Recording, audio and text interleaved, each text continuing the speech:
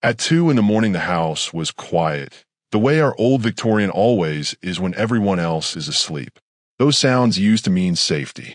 Tonight, they felt like a metronome. The credit card statement lay on my desk under the lamp. I hadn't meant to check it this late. I was finishing patient charts when I opened our joint account to confirm a payment. One glance became another, and then a single charge locked my eyes to the screen. Grand Harbor Resort and Spa, $7,000. Grand Harbor is a coastal retreat with couples packages. It isn't a conference hotel. It isn't in Albany. The date matched last weekend. The weekend Vanessa said she was at a pharmaceutical conference. She left early Friday in her gray blazer, suitcase rolling behind her, kissing me goodbye like it was routine. She came home Sunday night relaxed, talking about lectures and networking. I didn't question her. After 18 years, trust is something you stop measuring. I'm Dr. Greg Harper. 15 years in medicine teaches you how people bend the truth when they're scared. Patients tell stories that don't fit their scans or labs. I listen, note the mismatch, and work with what's real. I never expected to do that with my own marriage. I tapped into the details. No refund pending. No note. A clean transaction on our share card. I tried to invent an innocent explanation. Canceled conference, team retreat, wrong card, but each one collapsed. $7,000 doesn't happen by accident. Then Vanessa's phone buzzed beside me. She'd left it downstairs again. For most of our marriage, her phone never left her hand. Lately, it lay around the house like an afterthought. The screen lit up with a preview. Missing you already. Beautiful. Can't wait for next time. I didn't open the message. The words were meant for her, from someone she didn't want me to know about. I took a screenshot and sent it to myself. My hands were steady. Everything else in me wasn't. 3 weeks ago, I'd started a folder on my laptop. I didn't name it anything dramatic, just a date. It began after I noticed how sharply Vanessa had changed. She'd taken up yoga, bought new clothes I never saw, started girls' nights that lasted until dawn. She came home glowing, laughing at her phone more than at our table, turning her screen down when I walked into her room, stepping outside to take calls. I told myself she was stressed at work, that I was too busy, that midlife restlessness was normal. The bill and the text didn't give me that luxury. The front door squealed downstairs. Her heels crossed the hardwood. I minimized the banking tab and pulled up a patient file before she reached my study. Vanessa appeared in the doorway with her coat over one arm. Hair glossy, skin rested in a way that didn't match a weekend of conference halls. She smiled. "Greg, you're still up." I kept my eyes on the screen. Mrs. Peterson's labs came back concerning. I needed to review everything. "How was the conference?" I asked. There was a small pause. "Exhausting but productive," she said. "New trials, good data." She moved behind my chair and set her hands on my shoulders. I caught a floral soap I didn't recognize. "You should come to bed soon," she said. "In a minute." "Your phone's been buzzing all evening," she added. "Might be important." I felt her tense. "Probably Melanie," she said quickly. "You know how she gets after a few drinks." Melanie, her best friend from work. The same Melanie who'd called our house last weekend asking if Vanessa was feeling better, when Vanessa said she was shopping with her all day. Vanessa leaned down and kissed my forehead. Her lips lingered too long, not tender so much as careful. Then she went upstairs. When the bedroom door closed, the house felt charged. I opened a browser tab and typed the name I'd been avoiding. Aiden Brooks. 6 months ago, Vanessa started calling him her work husband, laughing like it was harmless. But his name had been slipping into our life constantly. She said it with easy warmth, like he belonged in our kitchen. His LinkedIn loaded. Early 40s, smile, expensive suit.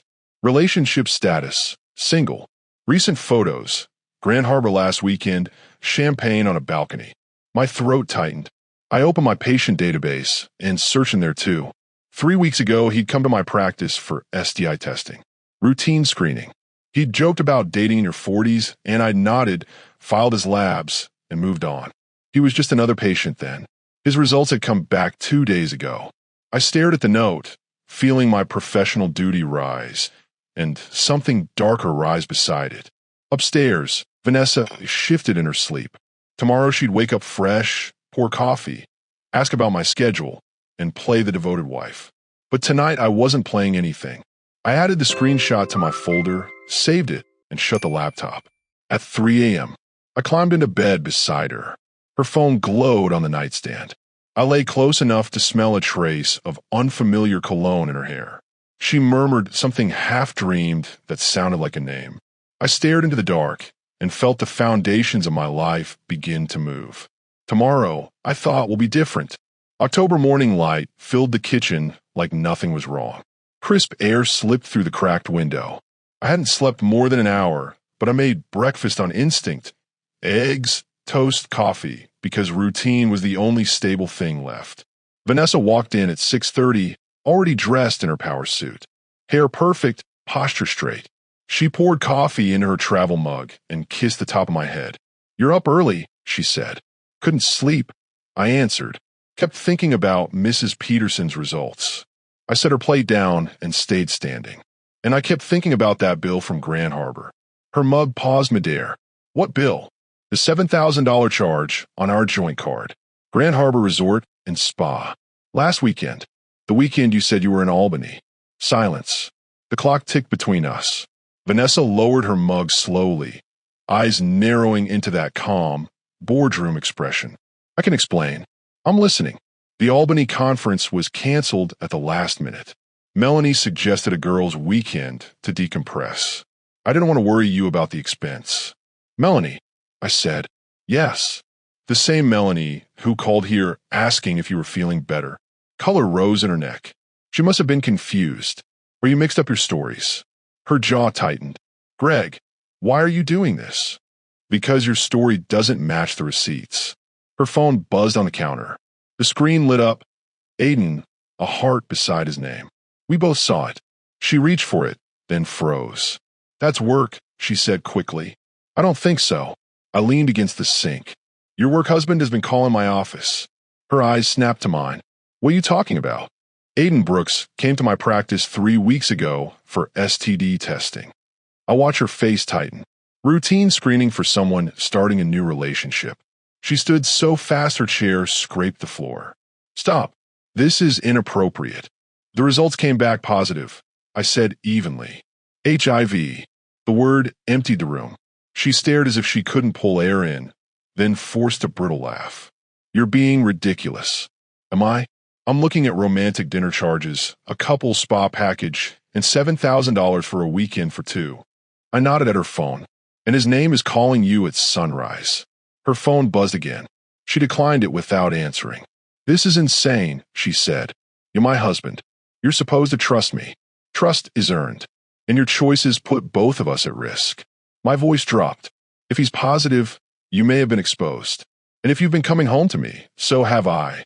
Her face flickered, denial, anger, then something cold. She lifted her chin. "I want a divorce." The sentence was meant to hurt. Instead, it clarified. "Good," I said. "So do I." She blinked, thrown off. "You can't just say that." "I can. But first you're getting tested today. Full panel." I grabbed my jacket. "Frankie will see you at 3. You think you can order me around like a patient? Right now you are one. You'll come in." No defense came. I left her with untouched coffee and a phone she couldn't answer. At the clinic, Frankie looked up the moment I walked in.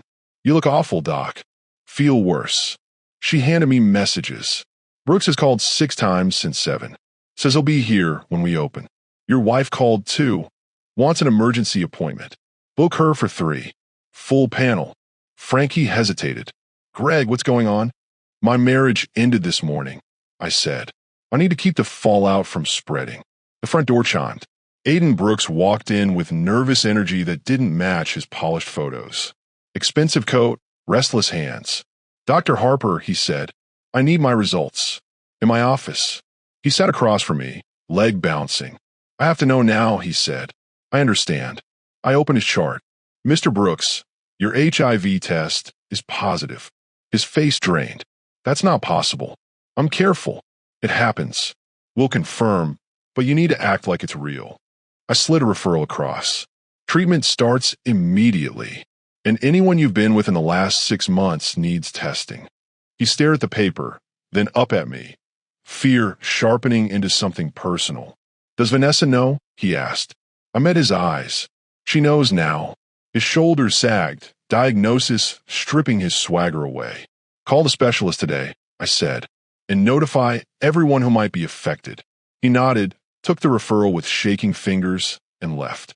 I sat for a moment after he left, hands flat on the desk, listening to my breathing. In training, they warn you about mixing personal life with patient care, but no manual prepares you for diagnosing the man your spouse chose over you. I wasn't angry at him in that second. I was terrified of how fast a private betrayal had become a health issue.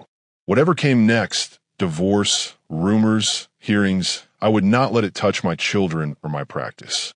When the door closed, the clinic woke up around me. Phones, footsteps, ordinary problems. Outside, the sun was still bright, still pretending the world was simple. But my world had shifted in one night, and by 3 o'clock, I'd be facing Vanessa again. Not as my wife, but as a patient whose choices had turned our marriage into a medical emergency. The rest of that day moved the way trauma days move. Everything normal on the surface, everything unrecognizable underneath. I saw patients with ordinary problems and answered their ordinary questions while my mind tracked a different set of numbers. Timestamps, bank charges, the date Aiden came in, the look on Vanessa's face when I said HIV. By noon, the town already felt smaller. In a place like ours, news doesn't travel by headline. It travels by tone, by who looks away at the grocery store, by the extra second someone pauses when they say your name. I kept my head down, kept my voice even, and did my job. If I let the personal break through, I wouldn't get it back under control. Frankie did her best to protect my schedule, but she couldn't protect the air. People sense something. They always do. They don't need details to feel that a life has tilted. At 3 o'clock, Vanessa arrived for her appointment exactly on time, her punctuality suddenly feeling like another performance.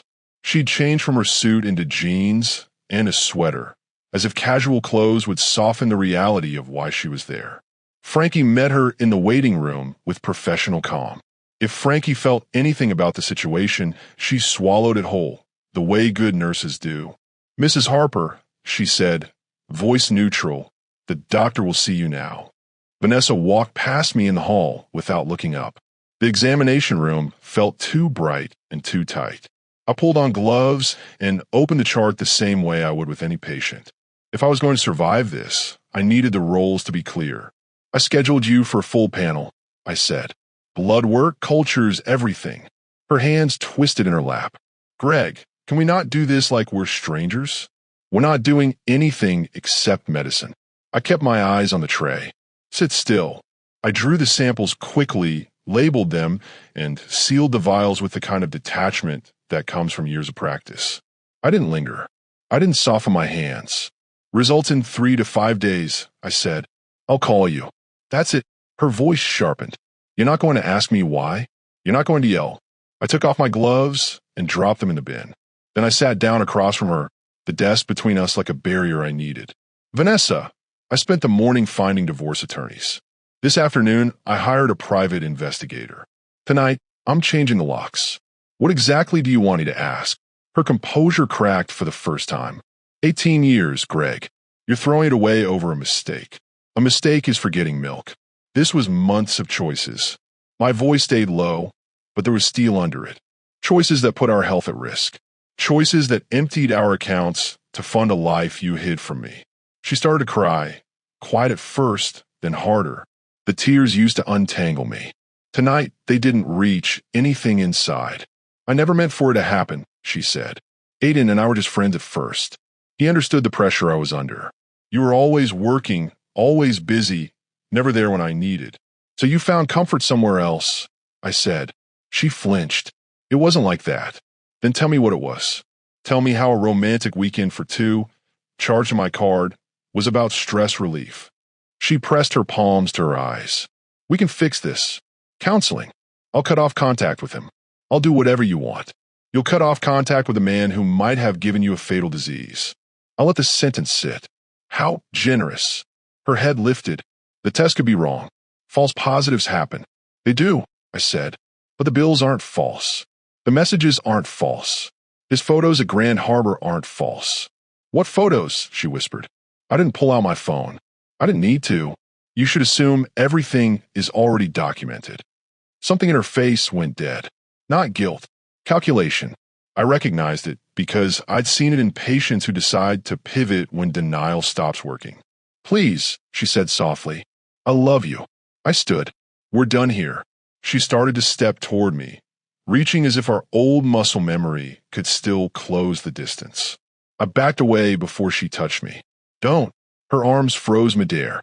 You might be infected, I said. You've been sleeping with someone else for months. Why would I let you touch me? The words landed harder than I meant, but they were true. For the first time, I saw her absorb the clinical reality of what she'd done. Not just betrayal, exposure, risk.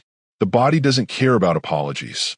She left the room with her head down, and I stared at the empty table where she'd been sitting, trying to steady the tremor that started in the base of my throat. In the quiet afterward, my phone rang. I saw Sophie's name before I heard her voice. Dad, she said. Mom called me. She's really upset. She said you two were having problems, but she wouldn't tell me what kind.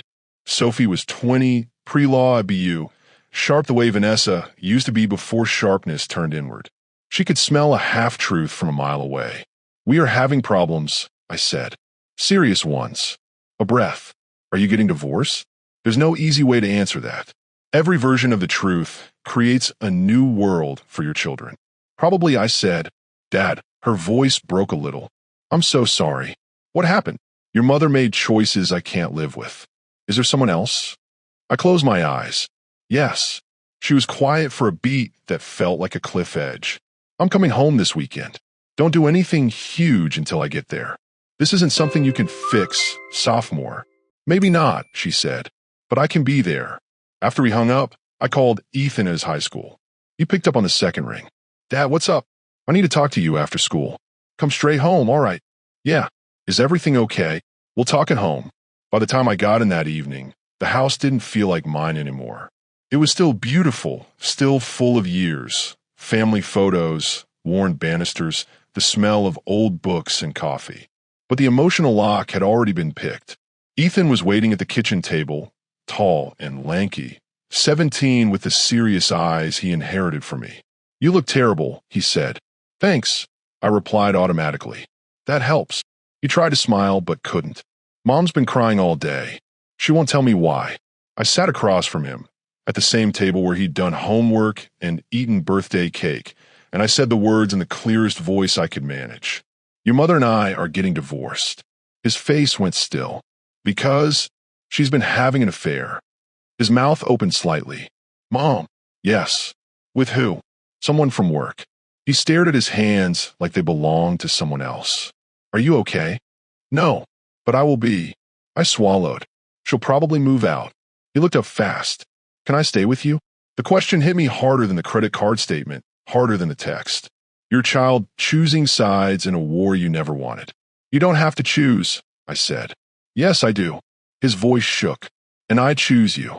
After he went to his room, I sat alone in my office with the folder open on my desk. Statements, screenshots, quiet proof that the marriage I thought I understood had been dissolving behind my back. Tomorrow I'd meet the private investigator. Tomorrow I'd sign papers with a divorce attorney. Tomorrow I'd start the long work of separating lives that had been merged for 18 years. But that night, I let myself grieve, not in loud sobs, not in drama, but in the dull ache of realizing I didn't just lose a wife. I lost the person I thought she was. When you diagnose a disease, you can name it, map it, treat it. When you diagnose betrayal, you don't get that kind of clarity. You just feel the damage spreading through everything you used to trust. Outside, the October wind rattled the windows, and somewhere in that darkness Vanessa was living inside whatever story she decided to tell herself next. I wasn't living in stories anymore. I was living in evidence, and I was about to learn how far she was willing to go to survive what she'd done. That night the house felt hollow. Same rooms, same shadows, but the warmth was gone. Sophie had taken the guest room. Ethan was shut inside his, and I was back in my office with a single unread text glowing on my phone. Dr. Harper, this is Aiden Brooks. We need to talk. It's important. I stared at it longer than I wanted to. Every instinct in me said to block him, erase the last thread tying him to my life. But the last few days had taught me that ignoring a threat doesn't make it smaller. It makes it blindside you. I showed the message to Sophie and Ethan at the kitchen table. Their faces were still raw from earlier, like the truth had scraped them down to something new. What could he possibly want? Sophie asked. Maybe he wants to apologize, she added, careful, like a small hope might soften the room. Or he wants to warn you, Ethan said. He'd been quiet most of the evening, but now his voice was firm. If he says it's about Mom, we should hear it. I didn't want to take advice from the man who helped destroy my marriage. But I also didn't want to be unprepared again.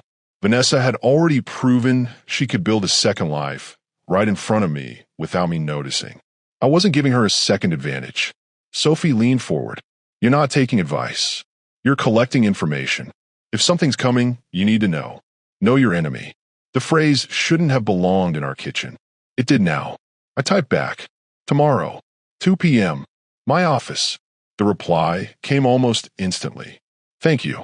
I slept badly. Every time I drifted off, I pictured Vanessa's face at the end of her appointment, the moment her guilt cooled into calculation. At the time, I thought it was fear. Now I wondered if it was strategy. The next afternoon, I arrived at the clinic early and cleared my desk. I didn't want anything personal in the room. I left only a legal pad and a sealed envelope from Patricia Kellerman, my attorney. I told Frankie to hold my calls and not send anyone back until I said so. She didn't ask questions. She just nodded with that quiet loyalty that has carried me through more than one hard year. At 2 on the dot, Aiden Brooks walked in. He looked nothing like his polished photos. The confidence was gone. His shoulders were hunched, his eyes jumpy, and the air around him felt thin, as if he'd been living on panic. He sat in the same chair where I'd told him his diagnosis, and he couldn't stop rubbing his palms together.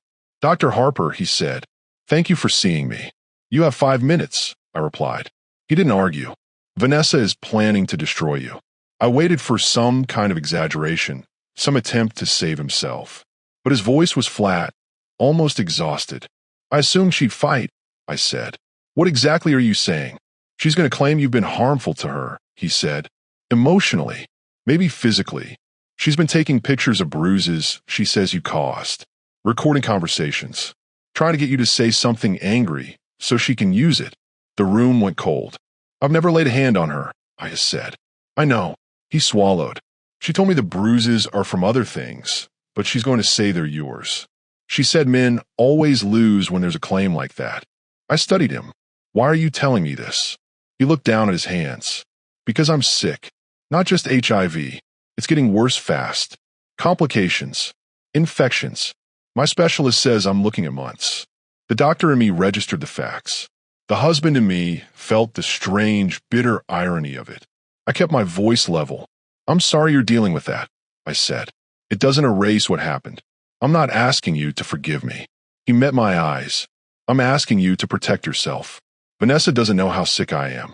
She thinks we'll start over after she takes half your life in court. But when she realizes I'm not a future, I'll become a liability. And I have messages. I have recordings. I started saving them because she was always planning, always 2 steps ahead. He pulled out his phone and slid it toward me. Read. I didn't touch it yet. What's on there? Texts with Melanie. Plans for filing first, claiming you're dangerous, taking the house, alimony, half your practice. She also said she'll report you to the medical board for violating confidentiality. My stomach tightened. A board complaint, true or not, could bury a career in investigations and rumor. In this town, reputation is a fragile thing. She called it her nuclear option, he said quietly. I took the phone and scrolled. The messages were casual, almost cheerful. The woman I'd married was describing a trap like she was outlining a sales pitch. Make the bruises convincing. Photos from different angles. If he fights, I'll ruin his license. I set the phone down. Aiden reached into his pocket and pulled out a small flash drive. Everything is copied here. Texts, audio, photos. Use it however you want. I took it, feeling the weight of what it represented. What do you want for this? I asked. Nothing, he said. I'm not going to be here much longer. I just don't want her walking away from this as the victim when she's the one setting fires. He stood to leave, then paused. I'm sorry, he said again. I know it doesn't fix anything. When he was gone, I locked the door and sat alone with a flash drive in my hand. I could keep it sealed, pretend the meeting never happened, and walk into the fight with clean hands. Or I could look and prepare for whatever Vanessa intended. I plugged it in. Her voice filled the room from the first audio file. Calm, confident, laughing with Melanie like they were planning a weekend trip. Men always lose when there's a claim like this, she said. I just have to be convincing. More recordings. More messages. Details about timing a restraining order, shaping a story, pressuring witnesses. It wasn't panic. It was engineering. By the time I finished, my hands were cold and steady in a way that scared me. I didn't recognize the woman speaking in those files. Not because she'd cheated. I could understand weakness. This was something else. I called Patricia immediately. I need to see you first thing tomorrow. I have evidence of her plan. Her voice sharpened. Bring everything. The next morning, Patricia listened and read without blinking. When she finally looked up, her expression was hard. She's planning perjury and fraud, she said. We can move before she does. We should. Good, I said, because I'm done being the person she thinks will fold. That afternoon, I showed Sophie and Ethan the key excerpts. They read in silence, faces tightening as the words landed. Sophie looked up first. She was going to say you hurt her. Yes. Ethan's jaw clenched.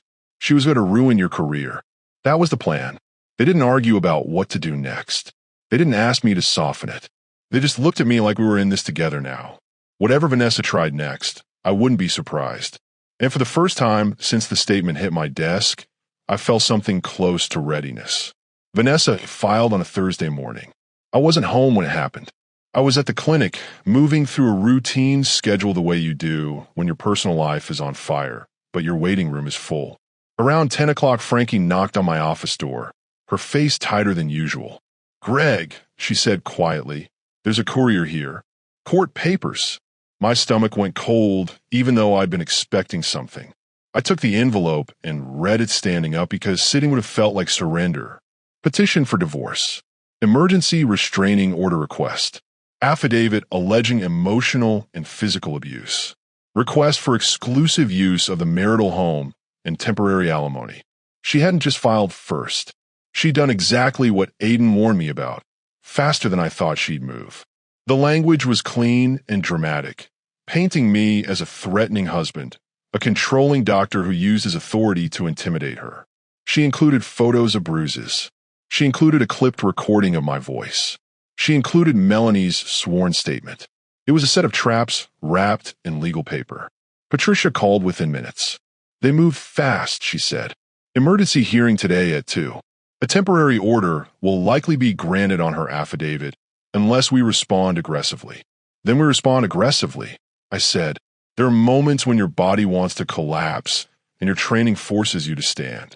Mine did what it always does in a crisis. Catalog the threat, plan the treatment. At 1:30, I walked into the courthouse with Patricia beside me and a folder full of evidence in my hand.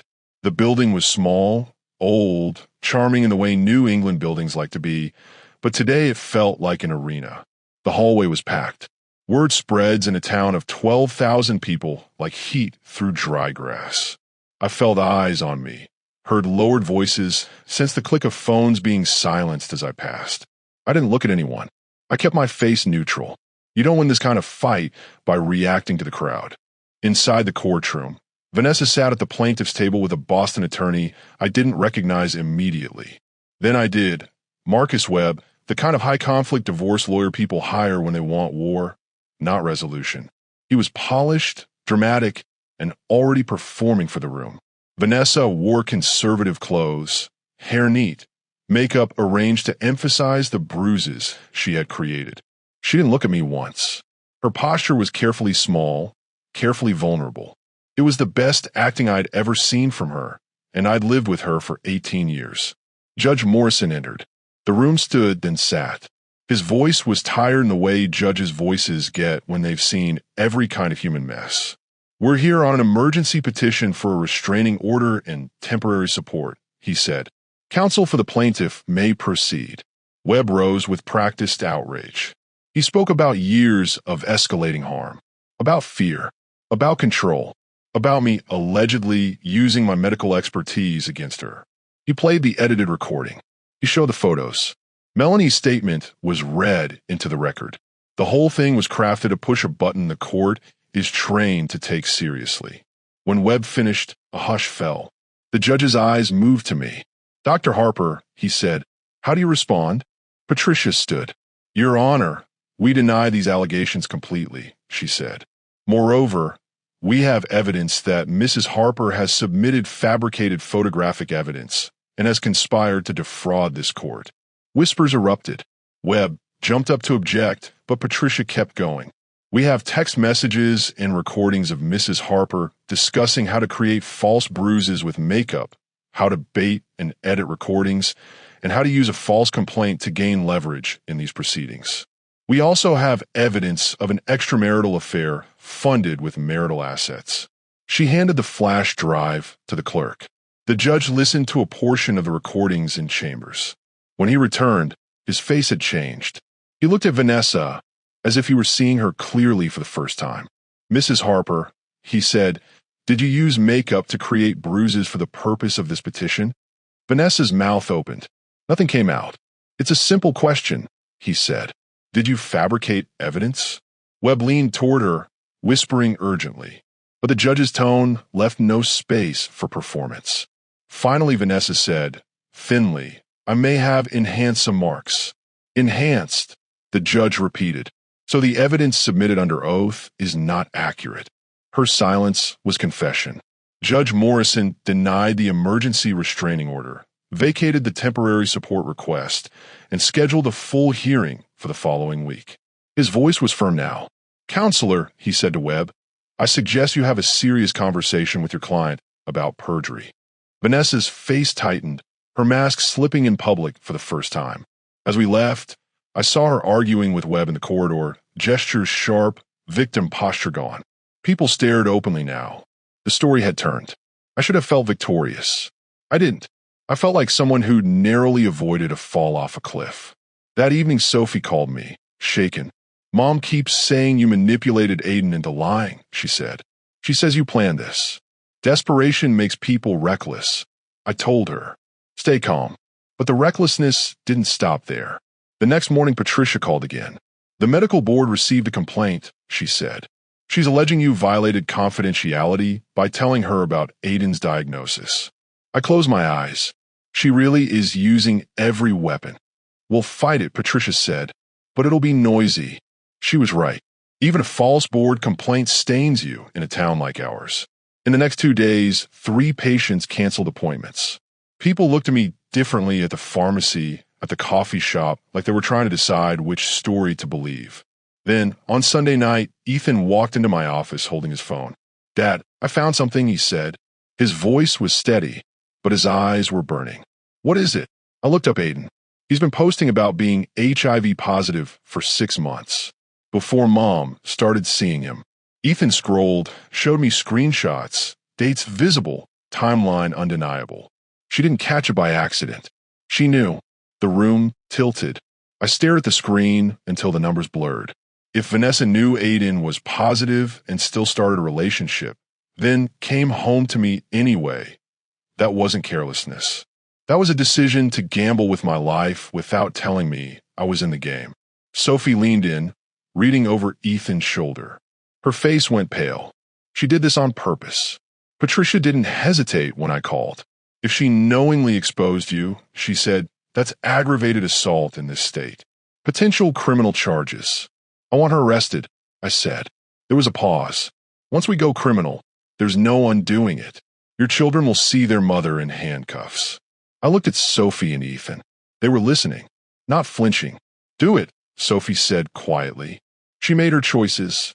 Monday morning, we walked into the district attorney's office with the evidence. Statements, texts, recordings, Aiden's timeline, everything organized like a case file, because that's how my mind works when I'm trying not to drown. By Tuesday afternoon, the warrant was issued. Vanessa was arrested for aggravated assault and conspiracy to commit fraud. The local paper ran the story before the day ended. People called it a scandal, a tragedy, a cautionary tale. I didn't read any of it. I watched from the courthouse steps as she was led out by two officers, wrist cuffed, head high until she saw me.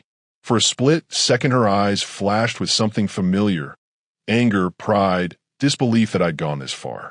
Then the doors closed behind her. I felt something I hadn't felt in months. The war was over. I had protected my children. I had protected my life. I had protected the truth when she tried to bury it under lies. And yet, standing there, watching the mother of my children disappear into a police car, I understood the last cruel lesson of the whole ordeal. Sometimes doing what you must do still leaves you grieving what could have been. Sometimes winning and losing look almost the same, and you have to walk forward anyway. Thank you for listening to today's stories. If you enjoyed listening, please like and subscribe if you haven't done so already. Also, leave a comment below to share your thoughts on what happened. Take care.